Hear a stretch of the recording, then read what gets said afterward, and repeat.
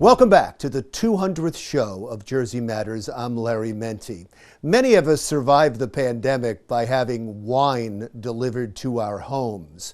But did you know that certain wines are banned from being shipped to New Jersey because of a state government cap? New Jersey Assemblyman Andrew Zwicker says it's time to lift that cap. As always, Sarah, thank you so much for joining us. You're always gracious with your time. We've done many stories on wineries in New Jersey and had many people in to talk about the fact that it's growing. I think booming might be too strong of a word, but it is growing. And yet they have to adhere to a capacity cap that you've pointed out in an editorial. Could you explain that?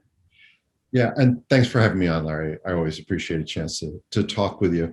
So New Jersey we're one of only two states with this arbitrary capacity cap that says that if you produce more than about 100,000 cases of wine in a year, which is a medium-sized winery, then you can't ship to New Jersey, whether you're in New Jersey or you're out of New Jersey. You can understand why this was around at first, because New Jersey's getting its wine industry off the ground, literally. But at this point, New Jersey wines are excellent and hold their own with wines anywhere in the country. And so this is not just about New Jersey wines as they grow, but allowing consumers in New Jersey to be able to ship to our homes whatever wines we may want. And it's a win-win all around. Right. So it was a law that was first imposed to try to help wineries in New Jersey to compete with the big guys. But now, as the wineries in New Jersey start to become the big guys, it's now holding them back. Am I phrasing that correctly? I think that's a part of it, right? So New Jersey wineries are headed towards being at this level. It's also, I was at a family wedding in California a few years ago. And as part of it, we stopped off after the wedding at a winery, tried a wine, and I wanted to ship it back. And they asked me where I live. When I said New Jersey, they said, we can't ship to you. And that's sort of what started it for me. I still go to my local wine stores. I still love spending a Saturday afternoon at a New Jersey winery, but it's also just a chance if I try a wine somewhere else or part of a wine club that I could have it shipped here. And the more wine that is drunk, the better for all, including our wonderful New Jersey wineries. Explain that part of it. So there's people in New Jersey, because everybody during the pandemic, I did it, I know you do it, had wine shipped to them because they didn't want to go out. So it became big, it became really popular. And I think people are continuing to do that. But this capacity cap limits that? What it does is it says you can only ship wine from small vineyards. And they make great wines, there's no mistake about it. But that's about 90% of the wine that's out there you can't have shipped to your home. And so one thing to say, we've got an industry that we need to protect and allow them to grow and develop. They've done it now. So now it's really about consumer choice. And people have looked at this, and what they've seen is that a couple of things. One, by doing this, it actually raises revenue for New Jersey because these companies would out-of-state wineries have to license themselves, pay sales tax, et cetera. So there's more revenue that's coming in. But second, it has been shown that it actually, the more wine people drink, the more they want to drink. And so it's not a either or, a New Jersey wine or an out-of-state wine. It's actually both.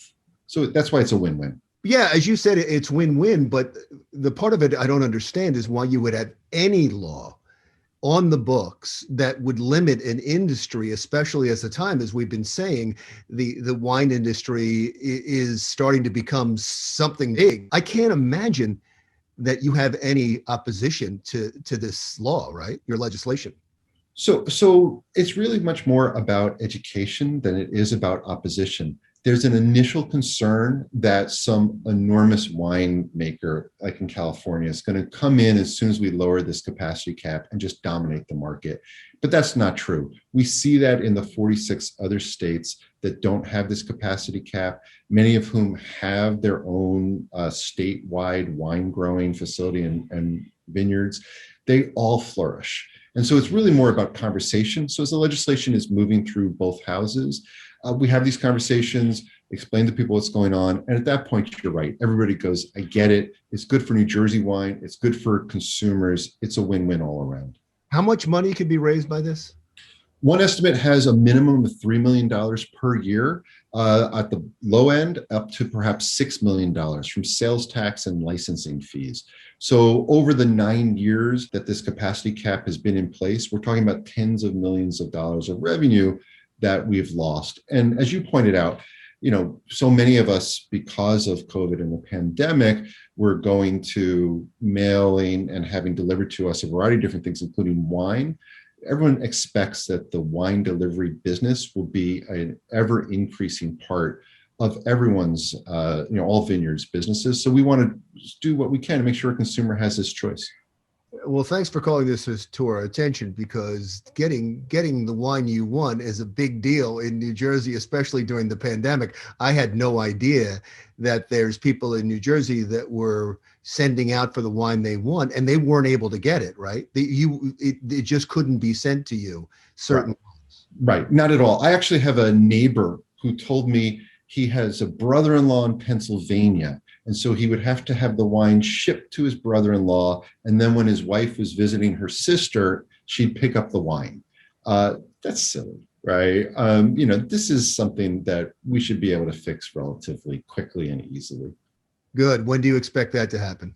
So I hope to have it done by the end of the year, right? We continue to progress as we're going through all this, having hearings. There's a hearing on the bill in the Senate today. So we're making good progress. I think we'll have this done, some point this year.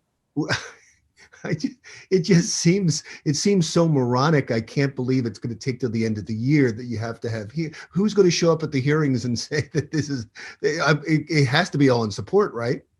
It is. I mean, some people, like I said, some people have some concerns, but they just hear learn what's going on, and then it all sort of drops away. Right, so there's a bit of an education campaign that has to happen so that everybody comes on board. Okay. It just seems like this is something that should happen overnight, but what do I know? It just seems like an easy fix, but I guess nothing's easy these days. I really appreciate your time. I appreciate you, and for all the wine drinkers in New Jersey, we thank you for getting rid of this capacity limit. My pleasure. Thanks for having me. Drink lots of wine, New Jersey wine, wherever else you may like, but do so responsibly. New Jersey Assemblyman Andrew Zwicker. Still to come on Jersey Matters. You've heard of cryptocurrency, but what exactly is it? We'll try to get some answers from an expert next.